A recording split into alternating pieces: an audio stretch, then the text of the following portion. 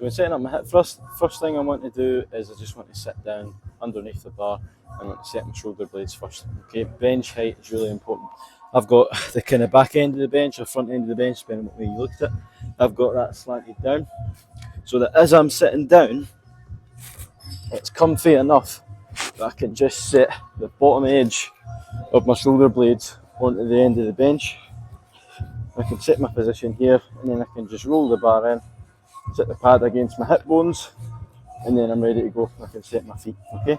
Now where my knees are, I want to put my heels there, okay? So it's going to feel quite tight, especially if you've got quite long legs as well, okay?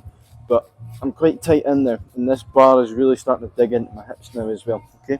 Now I want to set my hands. My hands are going to make sure I'm nice and stable as well. So the wider we take the hands, probably the more stable we're going to be, okay? So that end ring there, you probably won't be able to see that, but I'm going to line both my hands up there. Then I know they're both even. And from there, big brace into the core. And then I go and drive it, okay? Depending on obviously things like leg length, torso length, you might not be able to get all the way down to the floor, but as long as you can comfortably get full range of motion, squeeze all the way up, get the full active range of motion out of the glutes, then it's no problem, okay? And I'll do a few reps just to show you.